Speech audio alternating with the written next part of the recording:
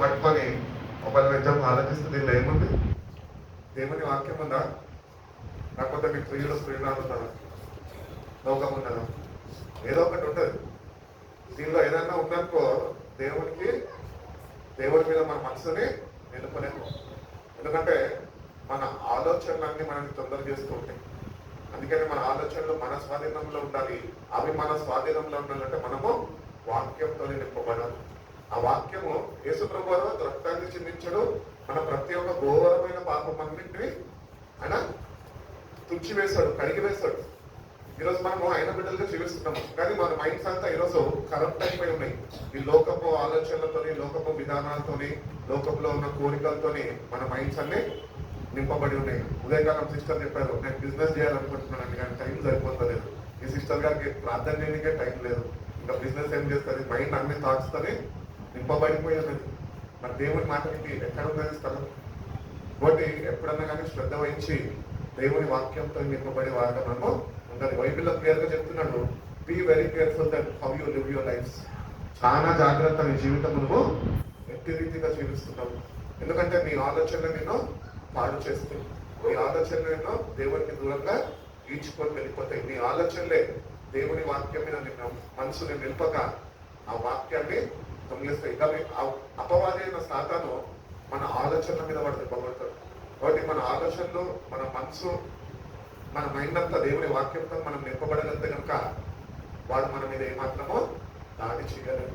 కాబట్టి మనం ఎట్టి రీతిగా జీవిస్తున్నాం. ఎందుకంటే జీవిస్తున్నాం ఈ రోజుకైతే, ఇప్పటికి ప్రస్తుతానికి ఇప్పటికైతే జీవిస్తున్నాము. ఇప్పుడు కొద్దిసేపట్లో అయినాక ఏమవ్వబోతుందో మనకు తెలియదు.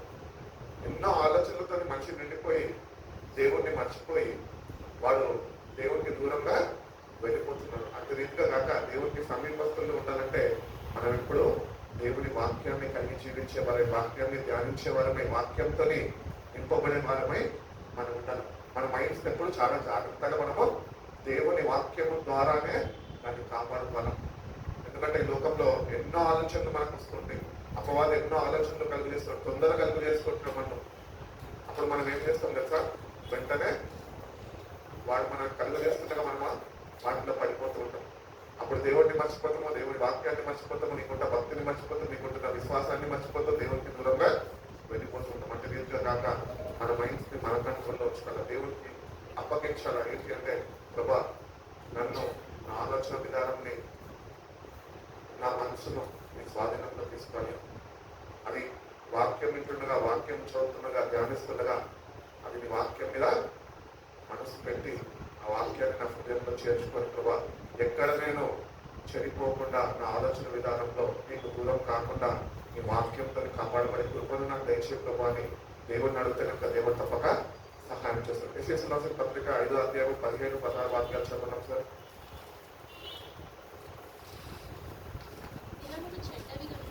దినములు చెడ్డవి కనుక మీరు సమయంలో పోనివ్వక సద్వినియోగం చేసుకోవచ్చు. అజ్ఞానుల వలె కాక జ్ఞానుల వలె నడుచుకున్నట్లు జాగ్రత్తగా చూసుకోవాలట. ఇప్పుడు ఎవరిది బాధ్యత? రక్షణ కాపాడుకునే బాధ్యత మనదే. దేవుడి వాక్యం చదివిస్తుంది, మిమ్మల్ని మీరు జాగ్రత్తగా చూసుకోండి. ఎందుకంటే బైబిల్ చదివిస్తున్న రీతిగా అపవాది అయిన సాతాను గర్జించు సింహము వలె ఎవరిని ప్రిగుదమా అని వాడు తిరుగులాడుచున్నాడు. కాబట్టి మనము మన ఆలోచనలు ఈ లోకంలో ఉన్నప్పుడు వాడు మన మీద దాడి చేసే ప్రమాదం ఉన్నది. కాబట్టి దాని నుంచి తప్పించబడాలంటే కనుక మనం ఎట్టి రీతిగా జీవిస్తున్నాము, దేన్ని కోరుకుంటున్నాము, దేని మీద మనసు నిలిపి ఉన్నాము అని మనము మన జీవితాన్ని మనం జాగ్రత్తగా చూసుకోవాలి. కొంతమంది ఏం చేస్తారంటే వాళ్ళ మనసులో వాళ్ళకి ఇష్టమైన వాటి మీద వెళ్తూ ఉంటారు. వాళ్ళని చూసి అర్థమైతూ ఉంటుంది, వీళ్ళకి వాక్యం అంటే ఇష్టం లేదు కానీ బంగారం అయితే ఇష్టం అని. ఎందుకంటే ఎప్పుడు చూసినా బంగారం, లేకపోతే ఎప్పుడు చూసినా ఏదో ఒకటి. ఇటు వారు వాక్యం మీద వాళ్ళ మనసుని నిలపలేరు. ఆ వాక్యము ద్వారా వాళ్ళు కాపాడబడలేరు. ఆ వాక్యము ద్వారా వాళ్ళు దేవుని శక్తిని పొందుకోలేరు. అట్టి రీతిగానే ఈ లోకంలో ఉన్న ఆలోచన అన్నింటితో నింపబడి ఉన్న కొద్ది భక్తి కూడా వాళ్ళు చేతులారా పొగొట్టుకుంటూ ఉంటారు. అట్టి రీతిగా కాక దినములు చెడ్డవి మనం గుర్తించాలి. ఎందుకంటే బయటకు వెళ్తున్నాము, ఎప్పుడు ఏమవుతుందో, ఏమి సంభవిస్తుందో మనకి తెలియదు. బైబిల్ నుంచి చెప్తుందిగా, రేపు ఏమి సంభవించినా మనకు తెలియదు. కాబట్టి రేపటి దినం గురించి చింతించక దేవుడు ఈ దినాన్ని మనకి ఇచ్చాడు. ఈ దినము దేవుని కృపను బట్టి మనకు అనుగ్రహింపబడ్డది. ఈ కృపలో మనము భద్రపరచబడాలి అంటే ఈ కృపలో మనము వర్ధిల్లే వారిగా ఉండాలి. ఎట్లా వర్ధిల్లుతాము? 60,000 నుంచి 80,000 శాలరీ వస్తే వర్ధిల్లడం కాదండి. వాక్యంతోనే నింపబడాలి. సమృద్ధి అయిన వాక్యాన్ని మనము కలిగి జీవించే వాళ్ళమే. క్రైస్తవులుగా ఉంటున్నాము, దేవుని బిడ్డలుగా ఉంటున్నాము, ప్రతిదినము బైబిల్ చదువుతున్నాము, కానీ ఎంత వాక్యంతో నింపబడి ఉన్నాము? అంత లోకపు ఆలోచనలు, లోకపు తలపులు, లోకపు కోరికలతోనే మనం నింపబడి ఉన్నాం. అందుకనే మన హృదయాల్లో దేవుని వాక్యానికి స్థానము ఇవ్వలేని వారుగా, దేవుని వాక్యం మీద మనసు పెట్టలేని వారుగా, దేవుని వాక్యాన్ని ధ్యానించడానికి సమయం వెచ్చించలేని వారుగా మనం ఉంటున్నాం. కానీ ఇక్కడ భక్తులు తెలియజేస్తున్నట్టుగా దినములు చెడ్డవి, నీ సమయాన్ని నువ్వు సద్వినియోగపరచుకో. సద్వినియోగపరచుకో అంటే ఏం చేయాలి? తపస్సు చేయాలా? లేకపోతే యోగా క్లాస్ పోయి మెడిటేట్ చేయాలా? ఫ్రెండ్స్ తో తిరుగుతున్నాను, ఫ్రెండ్స్ తో తిరగడం మానేసి ఇంట్లో మౌనాలతో పాటించాలి. మరి ఎట్లా సద్వినియోగపరచుకోవాలి? వాక్యముతోనే మన జీవితాన్ని సద్వినియోగపరచుకోవాలి. మనకు ఇచ్చిన సమయాన్ని మనము సద్వినియోగపరచుకోవాలి. వాక్యాన్ని చదవాలి. ప్రభావ నీ వాక్యం అనే శక్తితో నన్ను నింపు ప్రభావ. యేసు ప్రభువు కూడా ఆరోగ్యంలోనికి ఆత్మతోని పడిపోబడ్డప్పుడు అపవాది అయిన సాతాను వచ్చి తలంపుల మీద దెబ్బకొచ్చిండు. నువ్వు దేవుడి కుమారుడు అయితే రాళ్ళను రొట్టెలుగా మార్చుకోవాలి. ఎందుకంటే ఆకలి గుర్తించుడు. అట్లనే నీ ఆత్మీయ ఆకలి వాడికి తెలుసు. అందుకనే నిన్ను వాటి చేత తృప్తి చెందనియని వాడు. ఇట్లనే నువ్వు అల్మటిస్తూ నిత్య నాశనానికి గురైపోవాలని. అందుకని మనలో చాలా మంది వాక్యము చదవము, వాక్యము ప్రేమించము, వాక్యంతో సమయము గడపము. అట్టి రీతిగా మనం ఉంటే కనుక మన చేతులారా దేవుడు అనుసరించిన సమయాన్ని మనము దుర్వినియోగపరుచుకుంటూ ఉంటాం. అట్టి రీతిగా కనుక సమయం దొరికినప్పుడల్లా దేవుని వాక్యము, దేవుని గురించి తెలుసుకోండి. దేవుడు ఏమై ఉన్నాడు, ఆయన ఎందుకు నేను అంతగా ప్రేమిస్తున్నాను, నా దేవుని వాక్యంతోనే నింపబడాలి. సమృద్ధి అయిన వాక్యము నాకు అనుగ్రహించు ప్రభు అని ప్రతిదినము ఆసక్తిని కనపరుస్తూ నువ్వు కానీ వాక్యాన్ని మంచిపెట్టి చదవగలితే కనుక దేవుడు సమృద్ధి అయిన వాక్యంతో నిన్ను ఆయన నింపుతాడు. యేసు ప్రభు అపవాదిని ఎందుకు జయించలేదు తెలుసా? ఆయనలో వాక్యం ఉన్నది. ఆ వాక్యం నీలోకి నీ దగ్గరకు వస్తాడు వాడు, కానీ నేను ఏమి చేయలేడు. ఈ రోజు వాడు నీ మీద దాడి చేస్తున్నాడు అంటే ఒకటి ఒక గుర్తు ఏంటి అంటే నీలో వాక్యం లేదు. చాలా మంది రాత్రులు నిద్రలు పడతారే అంటారు. నిద్ర పట్టాలంటే నేను ఒకటి మెడిసిన్ చెప్తా. ఏంటి తెలుసా? బైబిల్ చదవడం ప్రారంభం. చాలా మంది నిద్ర వచ్చేస్తాను. వాడు నేను చదవనియాడు. నువ్వేమో మంచిగా వాడు లోలి మాట వాడుతూ ఉంటే నువ్వేమో మంచిగా జోలి మాట వాడుతుంటే నువ్వేమో మంచిగా పడుకుంటావు. మనకు అదే కావాలి. ఎందుకంటే వాక్యముతోనే నువ్వు నింపబడితే వాడు నీ మీద దాడి చేయలేడు, నీ ఆత్మని వాడు దొంగలించలేడు. అందుకని నేను వాక్యంతోనే నింపబడనీయకుండా వాక్యానికి దూరంగానే మన జీవితాన్ని ఉంచుతూ ఉంటాడు. ఏదో ఒక పని, ఏదో ఒక ఆలోచన, ఏదో ఒక కష్టము, ఏదో ఒక విచారముతో నింపేసి నేను వాక్యం దగ్గరికి వాడు రానియను.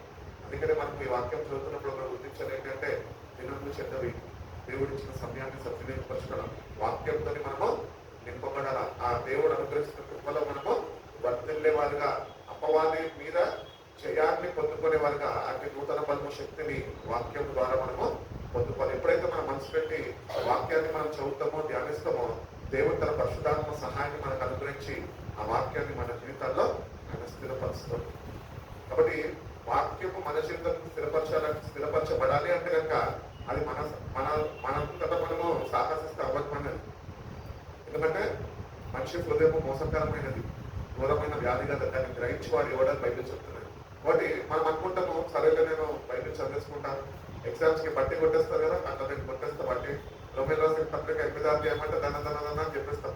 అది కాదు. వాక్య ధ్యానం అనగా అట్టి ప్రకారము వాక్యమును సరైన విధానంలో దేవుని యొద్ద నుంచి నువ్వు పొందుకోవాలా, ప్రకారమును జీవించడము ప్రారంభించాలి. అప్పుడే ఈ సమయమును సద్వినియోగపరుచుకుంటారు. ఏదో ఆచార భక్తిగా వచ్చేసి నేను చదివేస్తున్నాను, అన్న నన్ను పిలిచాడు, చదివేశాను, అయిపోయింది. లేకపోతే రోజు నేను బైబిల్ చదువుకోమని చెప్తున్నాను, చదివేసుకున్నాను, అయిపోయిందంటే అది సరిపోదు. మీ రక్షణకి అది ఏమాత్రమో ఉపయోగకరంగా ఉండదు. అందుకని సమృద్ధి అయిన వాక్యంతో వ్యక్తి రీతిగా మనము ఈ చెడ్డ దినాల్లో ఉంటున్నామని గుర్తించి ఈ చెడ్డ దినాల్లో మనం కాపాడబడాలి అంటే కేవలము దేవుని వాక్యము ద్వారానే.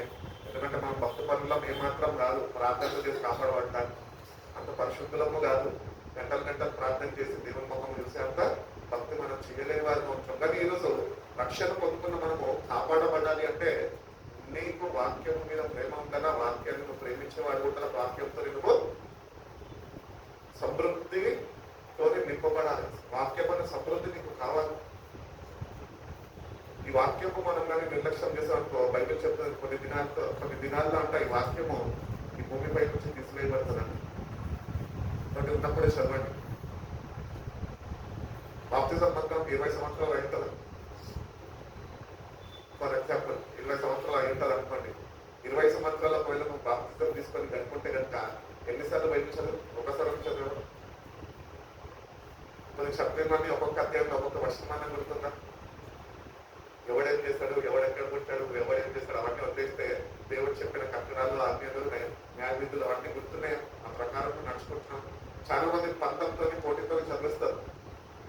నాకు ఒక సేవకుడు వచ్చి చెప్పాడు, అన్నా నేను నీకు తెలుసా అన్నాడు. ఏది నాకు తెలియదు, నేను ఈ రోజే కదా నాకు కలిసిన వాక్యం చెప్పిన ఫ్రైడే ఇస్తే ఆ రోజు అన్నాను, తమ్ముడు వాక్యం చెప్పమంటే నీకెట్లా తెలుసా అన్న? నాకు వాక్యం చెప్పకూడదు, నేను చెప్తాను వాక్యమే అన్నాడు. ప్రార్థనలో ఉన్నప్పుడు దేవుడిని దీన్ని అడగమన్నాడు, ప్రేరేపించాడు. సో నెక్స్ట్ ఫ్రైడే నువ్వు తీసుకొని చెప్పే బ్రదర్కి ఇచ్చిన. ఆ బ్రదర్ కొద్దిగా ఫ్రీ అయ్యాడు, వారంలో ప్రతిదినం వచ్చినాను కలిసాడు, కొద్దిగా అన్న అనుకుంటే దగ్గర అయ్యాడు. అట్లా తిట్టుగానే ఆ రోజు ఫ్రైడే వాక్యం చెప్పేశాడు. దాని తర్వాత మేము యూజువల్లీ ఫ్రైడే అవ్వగానే ప్రేయర్ అయిపోగానే పొద్దున్న ఉపవాసం ఉండి ప్రార్థన అయిపోగానే వెంటనే ఆవురారుగా ఉంటాం కదా, వెంటనే ఇంట్లో ఏదైనా వెంటనే మనం తినేస్తాం అన్నమాట. తప్పుడు కూడా ఉంటే తప్పకుండా తినేస్తాం అని చెప్పి మా ఇంట్లో ఏదైతే ఆహారం ఇచ్చారో ఇద్దరం చెరసంగము పెట్టుకొని తినేస్తా ఉన్నాం. అప్పుడు మాట్లాడుతూ ఉంటూ ఏమన్నానంటే, అన్నా నీ జీవితంలో నువ్వు ఎన్నిసార్లు బైబిల్ చదవాలంటే అని అన్నాను. పాత నిబంధన అట్లా టచ్ చేసినాను, కొత్త నిబంధన అయితే ఒక 4-5 సార్లు చదవాలి ఇప్పటికైతే అని చెప్పి. అన్న నీకు తెలుసా అన్న, నేను ఒక 14 సార్లు ముగించేస్తాను బైబిల్ అన్న. సరే మంచిదే తమ్ముడు, కానీ ఆ ప్రకారం నడుచుకుంటున్నావు తమ్ముడు అన్న. అదొకటి అడగద్దాను అన్నమ్మ. మరి ఇంకెందుకు వాక్యం చదివి? వాక్యం ఎందుకు చదవాలంటే ఆ ప్రకారం నడుచుకునేదానికి, దేవుని యొక్క సహాయం మీద ఆధారపడడానికి మనం చదవాలి. ఎందుకంటే వాక్యం ఏదో కాలక్షేపం కొరకు ఏదో పుస్తకం కాదని, దేవుడిని చదువుతున్నావు, దేవుడే వాక్యం అయి ఉన్నాడు. ఆయన చదువుతున్నప్పుడు ఆయన నువ్వు తెలుసుకోవాలి. లోతుగా నువ్వు నీ మనసును పెట్టి నువ్వు చదవగలిగితే కనుక దేవుడు ఎవరో తెలుసుకుంటావు. ఆయన ఎందుకు నీకు తెలియజేస్తున్నాడు. ఈ చెడ్డ దినాల్లో కానీ మనము దేవుడు మనం హెచ్చరిస్తుండగా జాగ్రత్తలు మనం తీసుకోకపోతే కనుక నీ నిర్లక్ష్య స్వభావమే నిన్ను నిత్య నాశనాన్ని గురించి. కాబట్టి సమయాన్ని సద్వినియోగపరచు.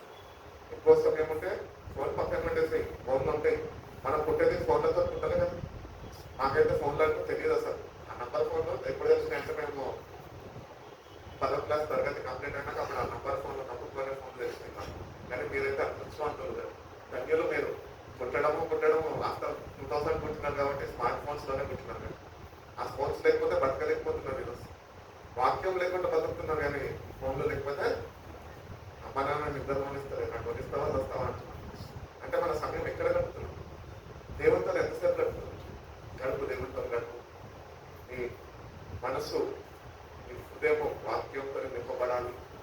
అప్పుడే అపవాది అయిన సాతాను నుంచి నువ్వు తప్పించబడే శక్తిని కలిగి జీవించగలవు. లేకపోతే వాడు తప్పక ఒకరోజు చూసి ఎంత దెబ్బ కొడతాడంటే మళ్ళీ దెబ్బలకు చెప్తున్నాను. వాడు మామూలుగా వచ్చి ఏదో చేస్తాడులే అనుకుంటా మనం ఏమో చేయడం కాదు.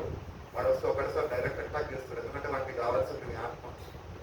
నీ ఆత్మ విద్యానాశనానికి వాడు ఎంచుకొని వెళ్ళాలని వాడు కంకణం కట్టుకొని ఉన్నాడు. దేవుడు సాతానుకు వాని అనుచరులకు నరకాన్ని సిద్ధపరచాడు. మానవులు ఆ నరకానికి పోవడం, ఆ నరకం నుంచి తప్పించబడడం మనకి ఇష్టం లేదు. పరలోక రాజ్యం దేవుడు మానవుల ఆయనతో యుగాలు ఉండడానికి మనకి ఇష్టం లేదు. అందుకని వాడు సమృద్ధి అయిన వాక్యాన్ని మనం చదవలేడు. మన నిర్లక్ష్య స్వభావాన్ని మనల్ని గురి చేసుకొని వాడు ఈ వాక్యంతో నింపబడకుండా మన మీద దాడి చేస్తూ ఉంటాడు. అందుకనే ఈ భయంకరమైన చెడు దినాల్లో ఎక్కువ వాక్యానికి సమీపస్తులుగా మనము జీవించేవారు. Make the most of every opportunity. సమయం దొరికినప్పుడల్లా వాక్యాన్ని ధ్యానించు, వాక్యాన్ని చదువు. నేను వాక్యం ఎప్పుడు చదవడం ప్రారంభించానంటే మచిలీపట్నం వెళ్తున్నప్పుడు ట్రైన్లో 8 o'clock కూర్చుంటుండే. ట్రైన్లో 10:30కి ఇక్కడ కూర్చుంటాడు. అక్కడ నుంచి వచ్చేటప్పుడు 8:30 కూర్చుంటుండే. సో 8:30 అక్కడ నుంచి బండి ఎక్కడమో నా భర్తలో నేను కూర్చొని కాలు ఆపేసుకొని శుభ్రంగా సర్దేసుకొని చక్కగా బైబిల్ పెట్టుకొని కూర్చుంటాను. ఎంతసేపు చదవాలంటే అంతసేపు చదువు. ఒకవేళ అర్థం కాకపోతే మళ్ళా చదువు. అంటే రీతిగా సమయాన్ని మనం ఏం చేస్తున్నప్పుడు కూడా మనము ఆ సమయంలో వాక్యం కలిగి జీవించేవారమై ఉండాలి. ఎందుకంటే దినంలో చెడ్డ ఎప్పుడు ఏం సంభవిస్తారు కదా. వాక్యంతో నువ్వు నింపబడితే కనుక వాక్యం చేత నువ్వు దేవుడు భద్రపరుస్తాడు. అపాయం నుంచి తప్పిస్తాడు. అపవాది దగ్గర నుంచి వాడు వాటి చేతి నుంచి మనల్ని విడిపిస్తాడు. అందుకనే దేవునితో మనం సమాధానం కలిగి ఉండాలన్నా, దేవుని దృష్టికి మనం అంగీకారంలో ఉండాలన్నా కూడా మనలో ఏముండాలి? దేవుని వాక్యము ఉండాలి. దాన్ని మనము అనుసరించే వారుగా, ప్రకారం నడుచుకునే వారుగా, దేవుని యొక్క భయభక్తులు కలిగి జీవిస్తూ మనము ప్రతిదినము వాక్యం చదివి ప్రార్థిస్తుండగా అంచెలంచెలుగా ఆయనకి సమీపస్తులుగా ఆయనని అనుభవించే వారు మనం. దావీదు అంటాడు కదా, నేను మీ ఎదుట పాపం చేయకుండా ఉన్నట్టు మీ వాక్యాన్ని నా హృదయంలో భద్రపరుచుకున్నాడంట. మనం ఏం భద్రపరుచుకుంటాం ఈ లోకంలో? ధనము, చరాస్తులు, స్థిరాస్తులు ఇవన్నీ కూడబెట్టుకుంటున్నాం. ఎట్లా కొంతమంది ఎంత కూడబెట్టుకుంటారంటే వాళ్ళకి ఎంత ఉందో కూడా తెలియదు మనం, కానీ ఇంకా కూడబెడతానే ఉంటారు. అంటే మనము భద్రపరుచుకోవాలి వాక్యాన్ని మన హృదయంలో మనము భద్రపరుచుకునే కృపను దేవుని దగ్గర. అంటే ఆసక్తి నీలో ఉంటే దేవుడు ఆ వాక్యాన్ని నీ హృదయంలో భద్రపరుచుకోవాలి. ఎందుకంటే వాక్యమే దేవుడు అయి ఉన్నాడు. ఆ వాక్యాన్ని మనము సమృద్ధిగా దేవుని దగ్గర నుంచి కొద్ది రాసిన పత్రిక 3:2 అంటాడు కదా, మీరు పైన వాటినే కానీ మనసు పెట్టుకోనుకుడి. చాలా ఒక చదువు. మీరు మృతి పొందితిరి, మీ జీవము క్రీస్తుతో కూడా దేవుని యందు దాచబడి ఉన్నది అంట. ఇది ఎట్లా సాధ్యము? ఇక్కడే ఉన్నాము, దేవుని యందు దాచబడి ఉందంటే వాక్యము చేత అది భద్రపరచబడి ఉన్నది. కాబట్టి పైన ఉన్న వాటి మీదే మన మనసు ఉండాలి. ఏముంది పైన? రంగులు అయితే ఉండవు పైన. అందమైన అమ్మాయిలు, అందమైన అబ్బాయిలు ఉంటారు పైన. ప్రభు ఉంటాడు, ప్రభు రాజ్యం ఉంటుంది. అందుకని పైన ఉన్న వాటి మీద నీ మనసు ఉంచమంటున్నాడు. ఈ లోకం మీద నీ మనసు ఉండకూడదు. ఒకవేళ నీ మనసుగా నీ లోకం మీద ఉంటే కనుక నీ మనసు నువ్వు దేవుని మీద ఏమాత్రమో నిలపలేవు. దేవునితో కూడా నువ్వు ముందుకు కొనసాగలేవు. ఎందుకంటే నీ మనసు అంతా ఈ లోకంతోనే నింపబడి ఉన్నది. అందుకని మన మనసులు ఎక్కువ పైన ఉన్న వాటిని వెతికేవారుగా మనం ఉంటున్నాము. ఒకవేళ లేకపోతే కనుక నేటి నుంచి ఉన్న ప్రభా పైన ఏమున్నాయో వెతికేవాడిగా అటువంటి ఆసక్తిని నాకు గుర్తించు, అటువంటి సహాయం నాకు అనుగ్రహించు. ఈ రోజు నుంచి నేను లోకంలో వెతకడము, హాస్టల్లో చుట్టూ అమ్మాయిల చుట్టూ తిరగడము మానేసి ప్రభా నేను మీ వాక్య ప్రకారం పైన వెతుకుతాను, సమయాన్ని సద్వినియోగపరుచుకుంటాను, సన్నిధిలో గడుపుతాను ప్రభా అని ఎందుకంటే ఒక తీర్మానం కలిగి నువ్వు ప్రాంతంలో గడపగలిగితే కనుక పైన ఏమేమున్నాయో ఈ లోకంలో ఉన్న వాటి కన్నా శ్రేష్టమైనవి అవన్నీ ప్రభు నీకు బయలుపరుస్తుంది. అప్పుడు ఈ లోకాన్ని నువ్వు ఏమాత్రం ఇంకా ప్రేమించవు. లోకంలో ఉన్న వాటిని వేటిని నువ్వు ఆశించవు. లోకంలో ఉన్న వేటిని నువ్వు కోరుకోవు. నాకు నా ప్రభు ఉన్నాడు చాలా ఒక సంతృప్తి కలిగిన జీవితము నువ్వు జీవించగలవు. కాబట్టి పైన ఉన్న వాటిని వెతకాలి. పైన ఏముంది తెలుసా? నీ కొరకు నా కొరకు కల్వరి శిలువలో ప్రాణం పెట్టిన యేసయ్యాట తండ్రి కుడిపార్శ్వాన సింహాసనం దగ్గర కుడిపార్శ్వాన కూర్చొని విజ్ఞాపన చేస్తున్నాను. మనం ఎటువంటి భక్తి చేయాలంటే పైన ఉన్న వాటిని వెతికే వారమై ఉండాలా, మన మనసు ఆయన మీద నింపే వారమై ఉండాలా. అట్టి రీతిగానే కుడిపార్శ్వాన కూర్చున్న కుమార్తెని మనము చేరేంత వరకు మనం పైకి చూసే వారమై ఉండాలి. ఎప్పుడు రాసిన పత్రికలు అంటారు కదా, విశ్వాసాన్ని కొనసాగించు, క్రీస్తు వైపు సూచించు ఉన్న ప్రభుత్వాన్ని కథ గుర్తించండి. మనం వాటిని చూడకపోతే తప్పిపోతాం. ఉదయకాలం వాక్యం కూడా అన్నారు, పేదలు తప్పిపోయినట్టు తప్పిపోతాం. ఈ లోకం వైపు చూస్తే మనం అయిపోతాం. లోకం మీద వచ్చేస్తుంది, ఆశతో నేను నింపేస్తుంది, అవి నీకు అన్ని కావాలనిపిస్తుంది, అవన్నీ నువ్వు పొందుకోలేవు. జీవితము అల్లకొల్లం అయిపోతుంది. అంతే, పేదలు ముగినట్టు నువ్వు కూడా ఈ లోకంలో మునిగిపోతావు. పేదలన్నా ఏసీ లేకపోయింది, కానీ ఇప్పుడైతే నువ్వు లేపలేదు. ఈ పాస్టర్ అయితే వచ్చి లేప నాకెందుకు బాబు, నేను నువ్వు లేకపోతే ఇంకొకటి వస్తాడు వదిలేస్తాడా. కాబట్టి అందుకని మన జీవితంలో పైన ఉన్న వాటిని వెతికే వారిగా మనము ఉండాలి అని దేవుడు కోరుకుంటున్నాడు. కాబట్టి ఇప్పటి వరకు నువ్వు నీ జీవితంలో పైన ఉన్న వాటి మీద నీ మనసు పెట్టక వెతకకుండా ఉంటున్నావు. నేను నుంచి పెట్టు. ఎందుకంటే దినంలో చెడ్డవి ఎప్పుడు ఏమైపోతుందో, ఎప్పుడు మరణం సంభవిస్తుందో మనకు తెలియదు. ఒకవేళ మరణిస్తే మన జీవితాలు వాక్యం చేసి సరిదిద్దుకోక మనం మరణిస్తే రక్షణ పొందుకున్నాం. ఆ రక్షణ నీకు దేవుని రాజ్యం ఇస్తుందా? ఇవ్వదు. ఎందుకంటే నీ జీవితాన్ని నువ్వు వాక్య ప్రకారం నడిపించుకోగలగలేదు, దేవుని మీద ఆధారపడగలగలేదు, పైన వాటిని వెతకలేదు. కానీ క్రైస్తవుడే రక్షణ పొందుకున్నమాట. కాబట్టి నీ నిర్లక్ష్యం ద్వారానే ఈ రక్షణ నువ్వు పోగొట్టుకుంటావు. కాబట్టి నేటి నుంచి మన జీవితాల్లో పైన వాటిని వెతకడము ప్రారంభించే వాళ్ళు మనము ఉంటాము. మత్తయి సువార్త 22:37 అంటారు కదా,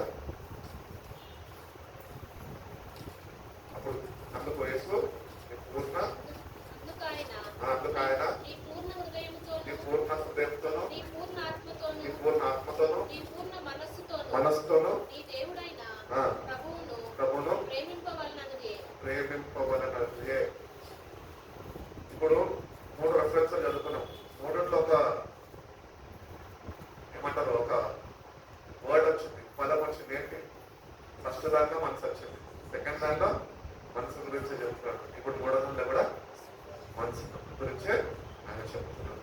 కాబట్టి ఏ వాక్యం చదువుతున్నప్పటికీ మనం ధ్యానిస్తున్నప్పుడు మనసు మనసు మనసు అని ఆయా దగ్గర దేవుడు మాట్లాడుతున్నాడు అంటే మన మనసు ఎట్లుందో మనము ఎగ్జామిన్ చేసుకోవాలి, పరీక్షించుకోవాలి. ఎందుకంటే మన మనసు బాగా దేవునికి దూరంగా ఉంటున్నాం, ఆయనని ప్రేమించలేని వారిగా ఉంటున్నాం. ఆ ప్రకారమే మన పూర్ణ హృదయంతో, మన పూర్ణ మనసుతోనూ, మన పూర్ణ ఆత్మతోనూ ఆయన ఏమాత్రము ప్రేమించలేని వారిగా ఉంటున్నాం. ఎందుకు? ఏమి అడ్డుకుంటుంది నీ జీవితంలో? వాటిని నువ్వు గుర్తించేవాడిగా, వాటిని నువ్వు గుర్తించి, వాటిని నువ్వు పసిగట్టి, వాటిని నువ్వు విడిచిపెట్టి దేవుని వాక్యము నీ ప్రేమించేవాడిగా, నీ పూర్ణ హృదయంతో దేవుని వాక్యం నీ ప్రేమించేవాడిగా నీ జీవితాన్ని నువ్వు సరి చేసుకోవాలి. ఎందుకంటే ఒక్కడు మనం బాగు చేయడం, చెడగొట్టే వాళ్ళు ఉంటారు, బాగు చేసే వాళ్ళు ఎవరైనా ఉంటారా?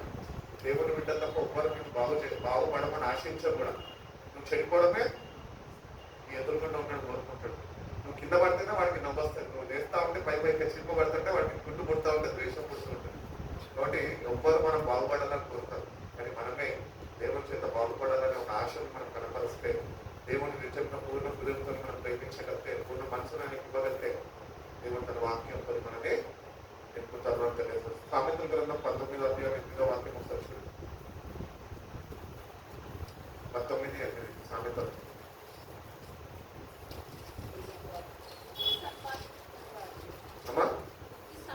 బుద్ధి సంపాదించుకున్నవాడు తన ప్రాణముకు ఉపకారి, లక్ష్యం చేయవాడు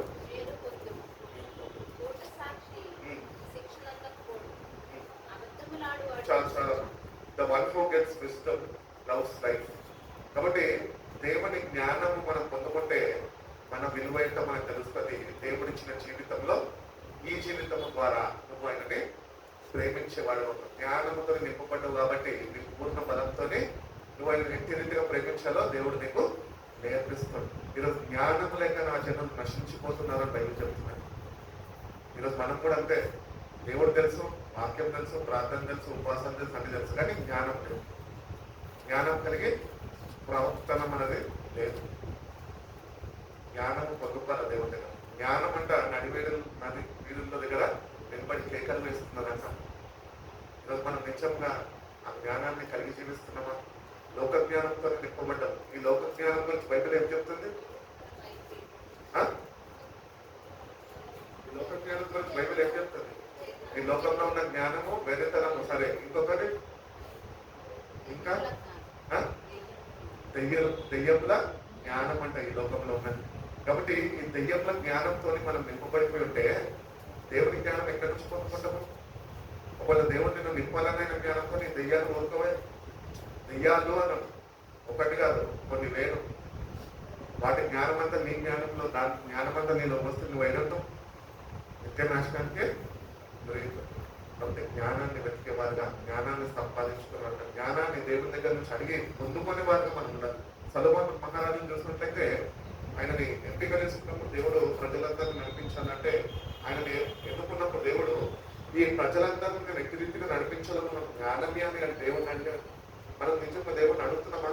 దేవా నాకు అదిగో, నాకు ఇదేమో అని ఈ లోకపరమైన మనం అడుగుతున్నాం, కానీ ఆయన అనుగ్రహిస్తున్న జ్ఞానాన్ని ఏమంటున్నామో అడిగి పొందుకోలేకపోతున్నాం. అటు ఆసక్తి మనము కనపరచలేకపోతున్నాం.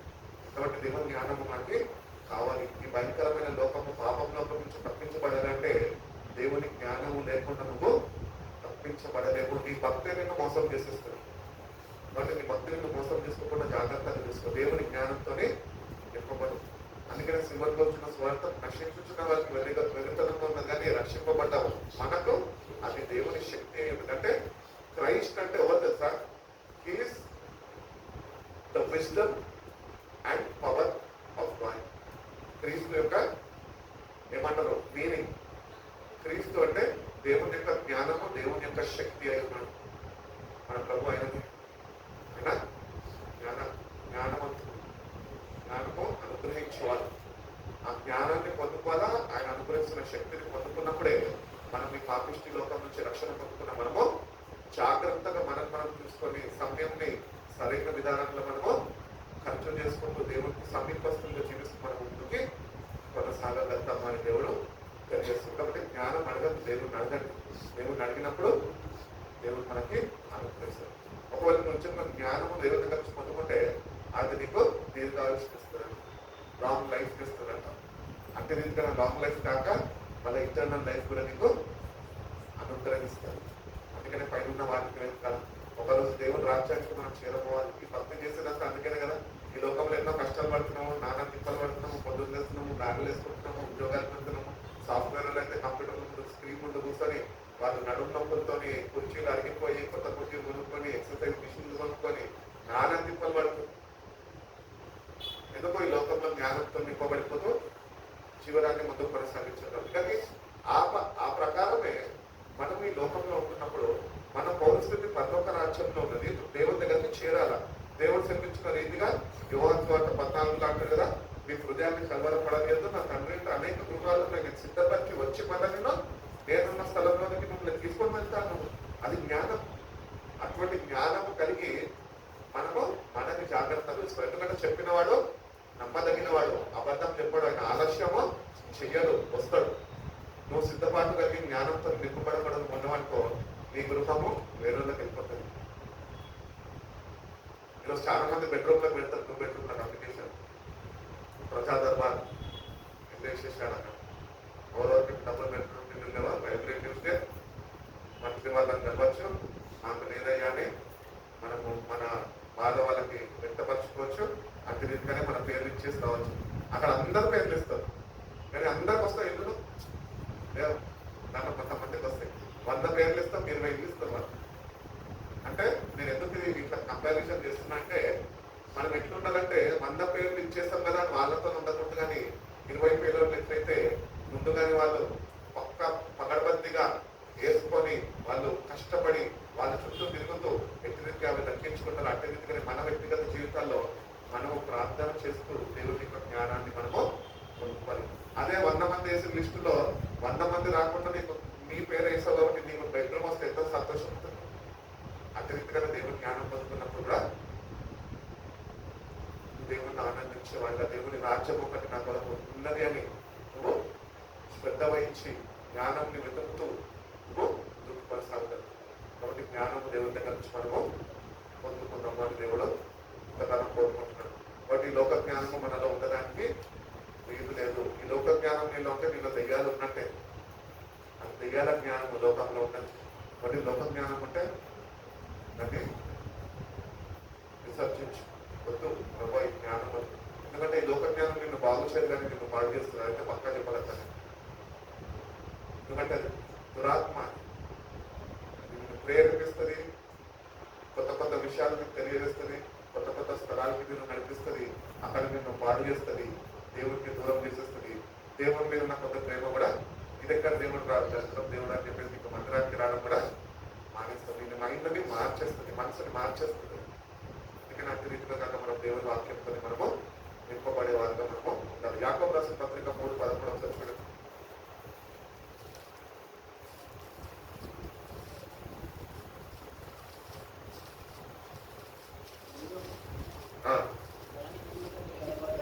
నేను జ్ఞాన వివేకంతో కలవాడవాడు, వాడు జ్ఞానముతో కూడిన సాత్వికము అంటే డౌన్ టు అర్త్, తగ్గింపు, సాధువు. అంతేగా ఒకటి జ్ఞానముతో కూడిన సాత్వికము ఇవ్వాలి. ఈరోజు మన జ్ఞానం ఉంటుంది కానీ తగ్గింపు ఉంటుంది. మనం ఆయన తగ్గించుకున్నాడు, ఆయన జ్ఞానమై ఉన్నాడు. ఆయన జ్ఞానం అయి ఉన్నాడు కాబట్టి తను తాను తగ్గించుకున్నాడు, కాబట్టి తను తాను బలియాగంగా అర్పించుకున్నాడు. కాబట్టి ఈరోజు మనకు రక్షణ అనుగ్రహింపబడదు. కాబట్టి ఆ తగ్గింపు మనకు ఉంటాడు. ప్రభు దగ్గర నుంచి వచ్చి ఆయన ఆరాధిస్తున్నాం అంటే ఫస్ట్ క్వాలిటీ ఆయన నేర్చుకోవాల్సింది తగ్గింపు. అది మనలో ఉంటుంది. కులం బట్టి, మతాన్ని బట్టి, రంగుని బట్టి అసలు సినిమా డైలాగులు కొట్టా ఉంటారు కొంతమంది, ఏమంటే తగ్గేదే లేదు అసలు. ఫ్రెండ్స్ తో మాట్లాడుతూ ఉంటారు, అట్లనే భక్తిలో కూడా అలవాటు అయిపోతుంది, భక్తి చెడిపోతూ వస్తుంది. కాబట్టి దేవుని జ్ఞానం పొందుతుంది. దేవుని జ్ఞానం తగ్గించుకొని ప్రభావ ఎట్టి రీతిగా నీ దగ్గర నుంచి జ్ఞానం పొందుతాను. తగ్గింపు నీలో ఉంటే దేవుడిని నిరీక్షిస్తాడు. ఈరోజు నీ జీవితంలో దేవుడి కార్యాలను చూడలేకపోతున్నావు అంటే దేవుడు కోరుకుంటున్నాను నీలో అనే చూడలేకపోతున్నాను. అందుకనే నేను హెచ్చించలేకపోతున్నాను. నువ్వు తగ్గించుకుని బయటకు చెప్తుంది కదా, తమ తాను తగ్గించుకున్న వారిని హెచ్చిస్తున్నాను. ఆ తగ్గింపు రావాలి. ఈరోజు నేను ఇక్కడ నిలబడడానికి కూడా కారణం అదే, అంత తగ్గింపు నాకు ఉంది. ఆ తగ్గింపు ఉంది కాబట్టి ఇక్కడ నిల్చోలేదు. నేనేం పెద్ద మేధావి కాదు, లేకపోతే నేను వెళ్ళి బైబిల్ కాలేజ్లో 10 సంవత్సరాలు చదివి థియాలజీ చేసి డిగ్రీలు తెచ్చుకున్నట్టు కాదు. నేను దేవుడు లోకంలో వేరే వారిని ఎన్నుకున్నాడట. ఎందుకు? జ్ఞానులను సిగ్గుపరచలేదు. ఎవరి జ్ఞానులు లోకపరమైన జ్ఞానంతో నింపబడినారు. మరి ఈ వెరివారు ఎవరు? దేవుని జ్ఞానము కలిగి జీవించినారు. నేను అందుకనే దేవుని ఎంతో సంతోషంగా ఉంటాను తెలుసా. ప్రభు నేను ఎక్కడో ఉండాల్సింది, నా జీవితము నేను ఊహించింది అంతా వేరు.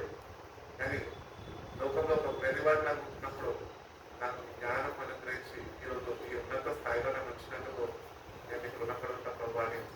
లోకంలో దేన్ని ఆశించగా, దేన్ని ప్రేమించగా, ఏదేమైనప్పటికీ ప్రభు వైపు చూసేవాడిగా, ప్రభు మీద ఆధారపడేవాడిగా అటువంటి ధన్యకరమైన జీవితము దేవుడు నాకు ఇచ్చాడు. ఎందుకు నాకు ఇచ్చాడు? ఎందుకంటే ఫిలిప్ చర్చ్ ఉంది కాబట్టి, చర్చిలో నిలబడాలి కాబట్టి ఇచ్చాడు? లేదు, నన్ను తగ్గింపు చూసి ఇచ్చాడు. తగ్గించుకోవాలి.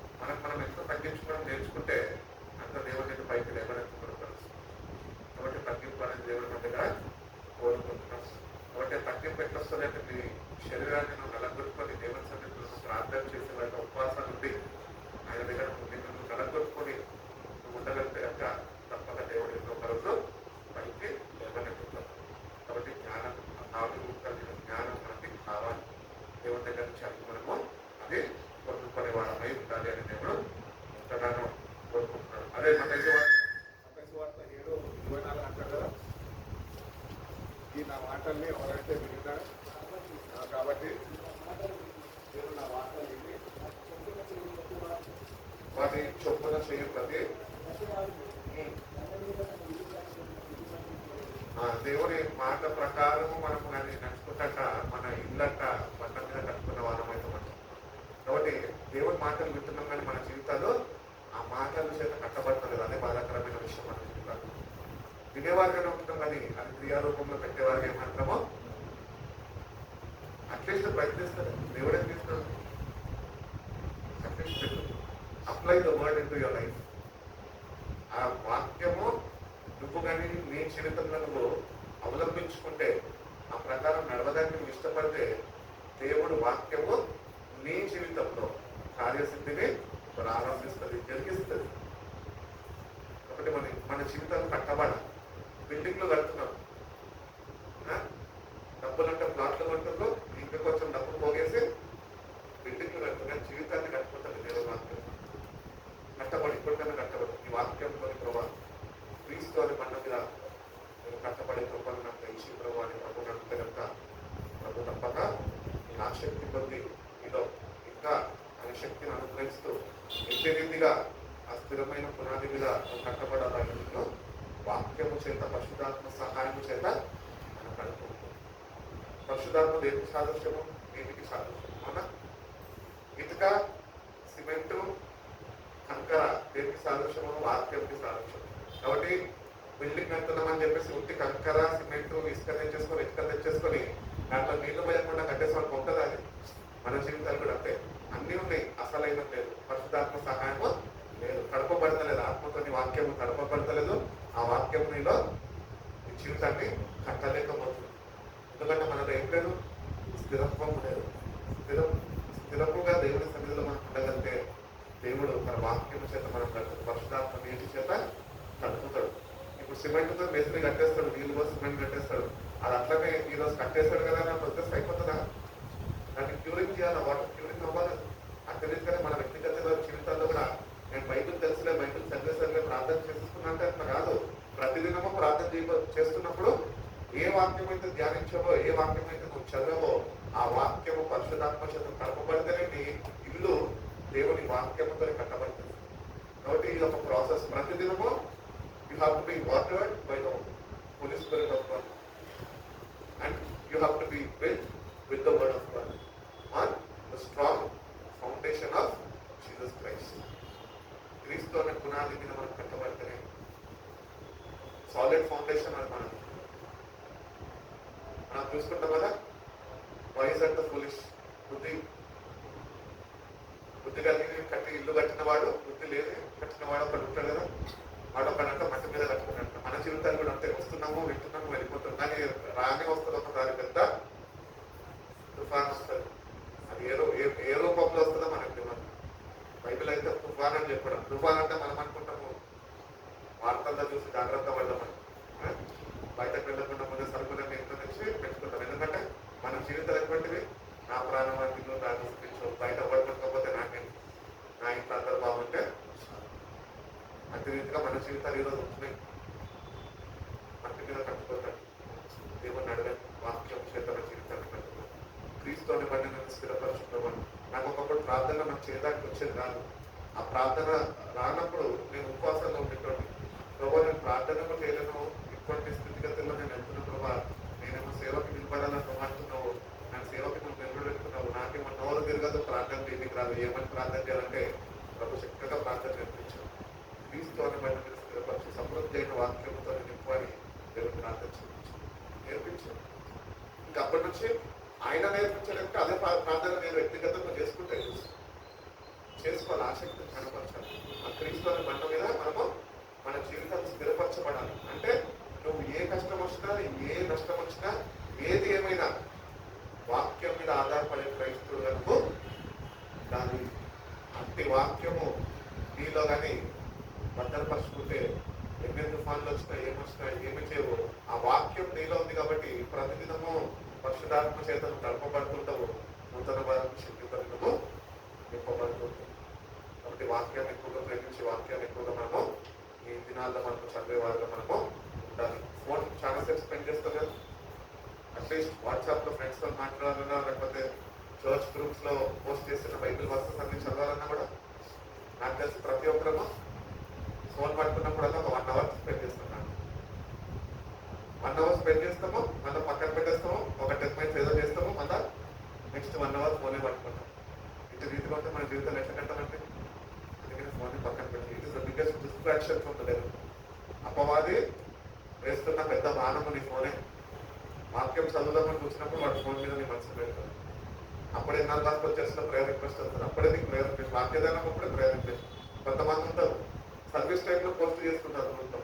వాళ్ళని చూసి నాకు దొరికి ఎట్లా క్లాస్ తీసుకోవాలనిపిస్తుంది అంటే, సర్వీస్ లో ఉంటున్నావా లేకపోతే ఎక్కడైనా ఉంటున్నట్టు ఆ టైంలో. కొన్ని సర్వీస్కి వచ్చిన వాళ్ళు సర్వీస్ లో దేవుడిని ఆరాధించడం సర్వీస్కి వచ్చారు కదా, వాళ్ళు అది చేయరు.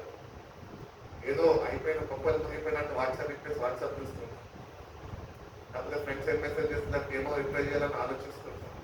అంటే దీనికి అనాలోచనలు దేవుని వాక్యం దగ్గర శ్రద్ధ వహించుకుంటూ దొరికిన కనుక నీ జీవితం ఎన్నట్టు కట్టబడదు. ఒకరోజు రానే వస్తుంది, పెద్ద తుఫాన్ వస్తుంది, కూలిపోతుంది, మట్టి కలిసిపోతావు. ఉన్నమాట చెప్పాలంటే అంటే ఇంకా కాక వాక్యం చిన్న కాపాడబడాలి. అందుకని వాక్యాన్ని మనం ఎక్కువగా ప్రేమించి వాక్యాన్ని ధ్యానిస్తే కనుక దేవుడు తన పరిశుధాత్మ సహాయం ఇచ్చి అపవాది వేస్తున్న ప్రతి ఒక్క మానాల నుంచి, వాడు కలిగి చేస్తున్న ప్రతి ఒక్క ఇబ్బందుల నుంచి దేవుడు మనని తప్పిస్తాడు. ఎందుకంటే సమృద్ధి అయిన వాక్యం మనము కలిగి జీవించు, మనం నిరూపించుకోవాలి దేవుడి దగ్గర. నేను అంటనే కోరుకుంటాను దేవుడి దగ్గర ఏంటి తెలుసా, ప్రభా సమృద్ధి అయిన వాక్యం ఇవ్వు నాకు అని అడుగుతున్నా కానీ నన్ను నేను నిరూపించుకోలేకపోతున్నాను. దేనికి భయపడక ఈ వాక్యాన్ని సందర్భం ప్రకారంగా ఈ వాక్యాన్ని నేను కలిగి వాక్యంతో నేను వాటిని ఎదిరించే, వాటిని జయించే కృపను శక్తిని నాకు అనుగ్రహించని అతిరిక్త దేవుడి దగ్గర వేడుకుంటుంటాను. కాబట్టి ఈ వాక్యంతో మన జీవితాలు కట్టబడాలి అని దేవుడు ఎంతగానో కోరుకుంటున్నాను. అంటే వాక్యం చేత కూడా కట్టబడకుండా ఇంకా నిర్లక్ష్యం చేసామనుకో సమయం లేదు. ఇంకా సమయం ఒక్కసారి పోతే రాదు. అవునా, 7 o'clock అయిపోయింది, రేపటి 7 o'clock వస్తుంది, కానీ ఈరోజు 7 o'clock మళ్ళీ మనకి రాదు. అంతే మన జీవితాల్లో. నేనే రక్షణ దినము అని బైబిల్ చెప్తున్నాను. ఈ రక్షణ దినం ఉన్నప్పుడే, అందుకని బైబిల్లో మనము కమ్యూనల్ సర్వీస్ తీసుకుంటున్నప్పుడు, ప్రార్థన చేసుకుంటున్నప్పుడు అక్కడ ప్రార్థనలో ఒక మాట ఉంటుంది ఏంటంటే కృపాకాలం అంతం కాకముందే. ఎందుకంటే దేవుడి పట్ల కృప అనేది ఒక లిమిటేషన్ ఉంటుందండి. ఎక్కడైతే పాపం విస్తరిస్తుందో కృప విస్తరింపబడుతుంది. ఎందుకు? దేవుడి చేత ఎప్పటికప్పుడు చేయబడిన వారు ఇంకా వాళ్ళ మనసుల్ని మార్చుకోక ఇంకా లోకపరంగా జీవిస్తూ వాళ్ళు ఎక్కడ నిత్య నాశనానికి గురైపోతారని దేవుడు కృపను విస్తరింపజేస్తున్నాడు. అదే దేవుడు చెప్తున్నాడు, ఈ కృపాకాలం అంతం కాకముందే. నీ జీవితంలో, నా జీవితంలో ఎంత కృప నా కొరకు భద్రపరచబడిందో నాకు తెలియదు. కానీ అది అర్థం కాకముందే నా జీవితాన్ని సరి చేసుకుంటే ఆ నిత్య నాశనం నుంచి తప్పించబడదు. దేవుడు కృప గలవాడండి, ఏం కాదండి చూసుకుంటాను ఏంటంటే అది అర్థమైపోయినా మీరు ఏం చేయలేదు, కృపడు సహాయము చేయలేదు. మరి కృప కాలం అంతం కాకముందే మన జీవితాన్ని సరి చూసుకొని దేవుని వాక్యం చేత మన జీవితాలను కట్టాలి. ఓడో నేను కట్టడొచ్చు, నువ్వు ఎక్కడికి వెళ్ళి వంద దగ్గర నేర్చుకుంటే వాడు నీకు నేర్పిస్తాడేమో బోధిస్తాడేమో, కానీ జీవితం కట్టాల్సింది నువ్వు. నీ మోకాళ్ళు నువ్వు దేవుని సన్నిధిలో వచ్చితేనే నీ జీవితం కట్టబడుతుంది. నీ మోకాళ్ళ మీద ఉంటే నీ శరీరాన్ని నువ్వు నలగొట్టకుంటేనే నీ జీవితము వాక్యం చేత కట్టబడుతుంది. క్రీస్తు అనే బండ మీద స్థిరపరచబడదు. వాటి ప్రైజ్ లో సాలిడ్ రాక్ ఫౌండేషన్ మీద మనందరము కట్టబడాలి. సంఘం కొరకు వస్తున్నాడు. మా చిన్నమ్మ చనిపోయింది, ఈరోజు భూస్థాపన కార్యక్రమం అయింది. ఆ చిన్నమ్మ గురించి నిన్న రాత్రి కాలంలో నేను కూర్చొని ధ్యానిస్తున్నప్పుడు ప్రార్థనలో గడుపుతున్నాను. కొద్దిసేపు ప్రార్థన చేసుకున్నాను. ఒకలాంటి భయం వచ్చేసింది. ఏంటంటే మనుషులు భూమి మీద జన్మిస్తున్నారు, కొంతమంది దేవుడి కొరకు పరిశుద్ధులుగా జీవించారు, వాళ్ళ వయసు దాటిపోయింది, ఇంకా దేవుడి పిలుపుకి దగ్గరలో ఉన్నారు, వాళ్ళు కూడా వెళ్ళిపోతున్నారు. ప్రభు ఈ క్రమం అంతా దేవుడు చూపిస్తూ ఒక చక్కటి కళలాగా దర్శనం ఇచ్చింది. ఏంటంటే దేవుడు అంట ఈ లోకంలో చెల్లించబడుతున్నాడు అంటారు. ఆయన సమయం రాజ్యానికి ఎందరెందరో అదే రీతిగానంట ఈ భూమి మీద వచ్చి మనకన్నా ముందు వారు ఎవరైతే పరిశుద్ధులు ఉన్నారో దేవుని కొరకు వాళ్ళ జీవితాన్ని త్యాగం చేసుకొని దేవుని వాక్యం చేత వాళ్ళ జీవితాన్ని కట్టుకొని క్రీస్తు అనే బండి మీద స్థిరపరచబడి పరిశుద్ధులను పిలువబడిన వారు ఆయన దృష్టిలో ఉన్నారో ఈ లోకంలో నుంచి వారందమైన రాజ్యానికి చేర్చుకుంటున్నారంట. అప్పుడు దేవుడు ఇంకొక చక్కటి దర్శనం రూపంలో ఇచ్చినాడు. ఏంటంటే ఈ భూమి మీద ఆఖరి పరిశుద్ధుడు ఎవరైతే ఉన్నాడో వాడు దేవుని రాజ్యంలో చేరగానే దేవుని రాజ్యంతో అందరు పరిశుద్ధులతో కిందకు వచ్చేస్తాడు. సంఘం పరిస్థితి పరిశుద్ధులు ఉన్నారు, కొంతమంది విజ్ఞాపన కర్తలుగా సంఘమునికి కావిలి వాళ్ళగా దేవుడి వాళ్ళని పెట్టుకుని ఉన్నాడు. వాళ్ళందరినీ కూడా ఒక్కొక్కరిని తీసుకొని వెళ్ళిపోతున్నాడు. ఇంకా మీరు చెయ్యలేరు, మీ ప్రయాస చాలే వచ్చేసేయని పిలుచుకుంటున్నాడు. ఉన్నతమైన పిలుపు పొందుకొని దేవుని యొక్క పిలుపు పొందుకొని వాళ్ళందరూ వెళ్ళిపోతున్నారు. ఈ భూమి మీద లాస్ట్ పరిశుద్ధుడు ఎవరైతే వెళ్ళిపోతాడో అది రాకడికి సూచన. ఈయన వెళ్ళి పరలోకం చేరాలి, అక్కడి నుంచి పరిశుద్ధులందరూ దేవునితో కలిసి కిందకి భూమిలోకి రావాలి, సంఘం పెట్టబడాలి, మరి కోరుకున్నతలోనికి సంఘం రావాలి. కాబట్టి మన పరిస్థితులు చూస్తే మనం అసలు ఏమాత్రమో సరిపోతుందని మనకి మనసు వస్తుంది. కానీ మనం ఒకటో రాజ్యం కలిగి ఉన్నాం. ఏంటి తెలుసా? దేవుని రాజ్యంలో ఉన్నాం. జీవితం కట్టబడకుండా, దేవుని కొరకు ప్రత్యేకించుకోకుండా, దేవుని కొరకు ఒక పరిశుద్ధమైన జీవితం జీవించుకోకుండా, వాక్యం చేత జీవితం కట్టబడకుండా, వాక్యం మీద నువ్వు ఆధారపడకుండా, పరిశుద్ధాత్మతో నడిపించబడకుండా నువ్వు ఎట్లా పడగలతో దేవుని రాజ్యంలో ఎట్లా చేరదు? పరిశుద్ధులు దేవుడు ఎందుకు వచ్చారు? పరిశుద్ధత లోపల నడుచుకున్నారు. అదే రీతిగా మనం కూడా నడుచుకోవాలి. దేవుడు అంటాడు కదా, నేను పరిశుద్ధులను నేను కూడా పరిశుద్ధులై ఉన్నాను. అగస్టిన్ గురించి ఎంతమంది? సెయింట్ అగస్టిన్ ఒక భయంకరమైన వ్యక్తి లోకంలో, భయంకరమైన వ్యభిచారి. ఆ వ్యభిచారి వాళ్ళ తల్లి సమాధి దగ్గర కలిసి సాక్ష్యం ఇస్తుంటాడు. ఏమనంటే, నా తల్లి కన్నీళ్లతోనే నేను ఇక్కడికి కొట్టుకొని వచ్చేసి ప్రభావంతో నేను ఇక్కడికి వచ్చేసాను. అంత భయంకరమైన వ్యక్తి ఆ తల్లి కన్నీటి ప్రార్థన చేత దేవుడు పట్టుకొని ఆయనని పరిశుద్ధుడిగా సెయింట్ అగస్టిన్ గా మార్చేశారు. వాటి ఈ లోకంలో ఈ పాపంతో పరిశుద్ధుడు లేకుండా మనం చూపిస్తుంటే ఇంకా దేవుడు ఒకటి కోరుకుంటాడు, ఈ లోకంలో నా పాపము అంతా విడిచిపెట్టేసి పరిశుద్ధులుగా కూడా జీవిస్తేనే పరలోక రాజ్యంలో నీకు స్థానం ఉంటుంది. నా భక్తుడైతే నేను ప్రేమించి సిద్ధపరిచాను, కానీ అది ముందు పరిశుద్ధమైన జీవితం జీవిస్తేనే వాక్యం చేత జీవితం కట్టబడితేనే పరలోక రాజ్యంలో నీకు నీ గృహంలోకి అనుమతి ఉంటుంది. నీ జీవితం కానీ వాక్యంతో కట్టబడకపోతే కనుక దేవుని రాజ్యంలో నీకు స్థానం ఉండదు. వాటి మన జీవితంలో వ్యక్తిగతంగా మనము పరిశీలన చేసుకుంటే, ఎగ్జామిన్ చేసుకుంటే వాక్యం చేతే మాత్రమే మన జీవితం కట్టబడితే అందుకనే వాక్యం చదవమంటున్నాం. నేటి నుంచి కట్టడం ప్రారంభించు. ఆయన రాకడ సమయం ఉంటే అప్పుడు కొద్దిగా కట్టబడి దేవుడు నాకు కృప చూపించి ఆయన ఆత్మతో బలపరిచి మన జీవితాన్ని కట్టి ఆయన రాజ్యంలో నుంచి చేర్చుకుంటారు. నాకు తెలిసినా సరిపోయిందని సరిపెట్టుకుంటావా, దేవుడు కూడా సరిపెట్టేస్తాడు. ఎక్కడ ఉందో నాకు ఎలా చేస్తున్నాం. అందుకని వాక్యంతో మనము కట్టబడ్డాం. ఎక్కువ వాక్యము ధ్యానిస్తాము, ఎక్కువ వాక్యంతోనే మన జీవితాలు మనము గడిపే వారిలో ఉంటాం. కాబట్టి కీర్తనకారంలో అంటారుగా, ఈ వాక్యము నా పాదాలకు దీపమైందని, నా త్రోవకు వెలుగైందని. అది దీపంగా ఉండాలా, వెలుగుగా ఉండాలి. అది ఎప్పుడైతే దీపంగా నువ్వు వాక్యంతో వెలిగింపబడతావో అది నీ త్రోవకు వెలుగుగా మారుతుంది. ఈ లోకంకి నేను వెలుగై ఉన్నాను అంటే అదే ఈ జీవవాక్యం. ఈ వాక్యం చేత నువ్వు వెలిగించబడిపోతే నువ్వు చీకటి సంబంధివే. చీకటిని లోపల నువ్వు చీకటి సంబంధివే. అందుకని వాక్యంతో నువ్వు ఎక్కువగా చదువుతుంటే పూర్ణ హృదయంతో ప్రేమించినట్టే, శక్తితో మనస్ఫూర్ణమైనది ప్రేమించినట్టే నిన్ను వెనుకమైనతో నింపుతాడు. అంటే వాక్యంతో నింపుతాడు. ఆ వాక్యంతో నింపబడినప్పుడు నీకు అనుగ్రహించిన రక్షణ బాధలను నువ్వు జాగ్రత్తగా చేరేంత వరకు నిన్ను జాగ్రత్తగా చూసుకుంటావు. అది నీకు త్రోవ చూపిస్తుంది. ఈరోజు వాక్యం లేదు కాబట్టి మనకు త్రోవ తెలుస్తుంది. చీకటి అంటే భయం వస్తుంది పోదా, కానీ వాక్యం అంటే చీకట్లో కూడా నడుచుకోవచ్చు. హాస్పిటల్స్ అని రాయవెల్లూరులో ఉన్న క్రిస్టియన్ మెడికల్ కాలేజ్ దగ్గర అక్కడ మేము చేస్తూ ఒకప్పుడు క్యాంపు పోయినాం. ఆ క్యాంప్లో పోయినప్పుడు మన మార్పు లేదన్నమాట. క్రిస్టియన్ క్యాంప్ అది అప్పటికి మనకి ఇంకా మారలేదు. కానీ నేను మా ఇంట్లో మందిరం ఉంది కాబట్టి పెద్దల దగ్గర నేను ఉండి వాళ్ళ దగ్గర పరిచయం చేశాను కాబట్టి ఆ వాక్యం అయితే నేను కలిగి ఉన్నాను. ప్రార్థన జీవితం లేదు, చెడు వ్యసనాలతో నింపబడి ఉన్నా, కానీ ఒక ధైర్యం నాలో ఏం తెలుసా, నేను దేవునికి విరుద్ధంగా జీవిస్తూ పాపంలో ఉంటున్నప్పటికీ కూడా నాలో ధైర్యం పుట్టించింది దేవుని వాక్యం. ఎందుకంటే ఆ లెప్రసీ హాస్పిటల్ క్యాంపస్ లో మేము ఉంటున్నప్పుడు అది దగ్గర దగ్గర ఒక 80 acres క్యాంపస్ అనుకుంటా. చిట్ట చీకటి. సాయంత్రం 7:30 అవ్వగానే మాకు డిన్నర్ పెట్టేసి by 8:30 క్యాంపస్ లో లైట్స్ అన్ని ఆఫ్ చేసేస్తారు. ఎవ్వరు రారు, బయట ఎవ్వరు రాకూడదు. అక్కడ ఉంటే సెక్యూరిటీ గార్డ్స్ కొన్ని సెక్యూరిటీ పాయింట్స్ దగ్గర ఉంటారనమాట. కానీ మేము కోతి వేషాలు వేసుకుంటూ పిల్లలందరూ కలిసి ఏం కాదు అసలు ఏముందో నైట్ ఎక్స్ప్లోర్ చేస్తాం పదండి అని చెప్పి ఒకరోజు తీసుకొని పోయి పోతుంటే ఒక్కొక్కరు గొర్రెల్లో అనుకుంటున్నాం, అదే చీకట్లో ఓడగా ఇక్కడ నుంచి చెట్ల మధ్య నుంచి వస్తే ఏమవుతాము ఏంటి అని. ఉద్యోగంగా రాని వచ్చిన ఒక పెద్ద దొంగలు కప్పని సుల్లగేకి వస్తుంది, ఇక్కడ మెల్లగా నడుచుకుంటూ వస్తాడు. మా వాళ్ళందరూ ఎదుర్కోపోయి అన్న ఏం చేస్తామన్నా, అన్న ఏం చేద్దామని అంటారు. అరే మీకు వెనకకి వరిగితే నువ్వు వెళ్ళిపోయేదంటే మీ గవర్నమెంట్కి వెళ్ళిపోయేదంటే మీరు ఇవ్వండి, నేను ఒక పని మీద వచ్చిన నేను ముందుకు వెళ్తున్నాను. అట్లనే ముందుకు నడుచుకుంటూ వెళ్తే నాతో నచ్చిన వాళ్ళందరూ అయితే వెళ్ళిపోయారు. చిమ్మ చీకటి. ముందు ఏముందో బురదకుంటుందో లేకపోతే దొయ్య ఉందో ఏం కనిపిస్తలేదు. అంత చీకట్లో కూడా నేను పాపంలో ఉన్నప్పటికీ దేవుని వాక్యం నేను కలిగి ఉన్నా కనుక ఆ వాక్యాన్ని నేను గ్రహించకపోయినప్పటికీ ఆ వాక్యంలో నా శక్తి ఏదైతే ఉన్నదో ఆ ధైర్యంతో నన్ను పుట్టించింది. నేను అట్టి దగ్గర చీకట్లో నడుచుకుంటూ వెళ్ళిపోయినాను.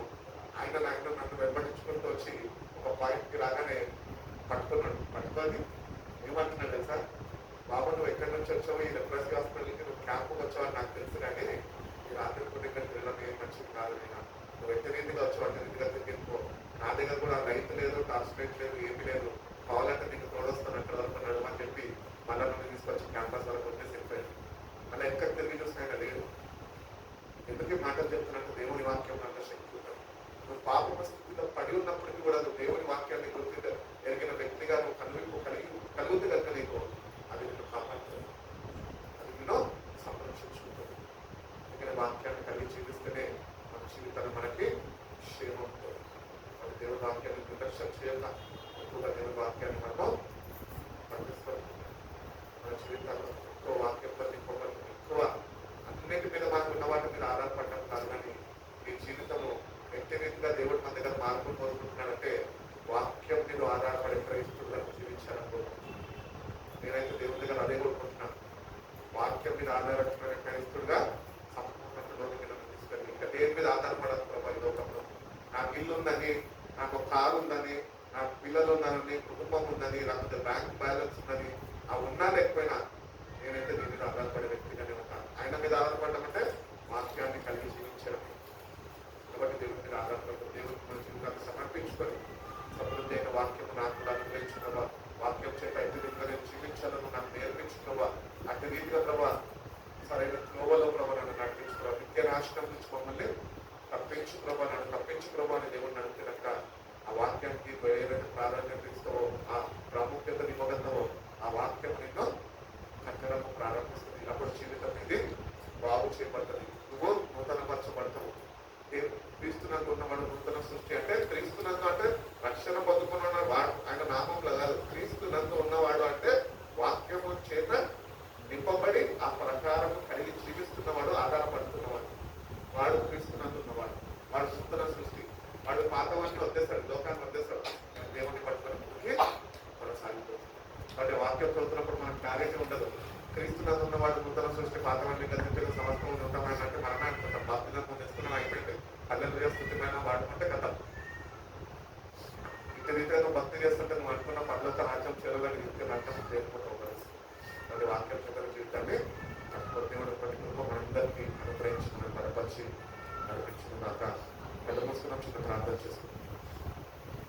పరిశుద్ధుడా, ప్రేమ గొప్ప తండ్రి, నేను మమ్మల్ని ఎంతగానో ప్రేమించి ప్రభావ మన సాయంత్రం కాలం పైన ప్రభావ నీ మందిరాలలో ఇంత రీతిగా ప్రభు దినానైనా మేము కూడుకొని ప్రభా మీ పరిశుద్ధ నామంలో కొద్ది సమయమునైనా వీక్షించి ఉన్న ప్రభా.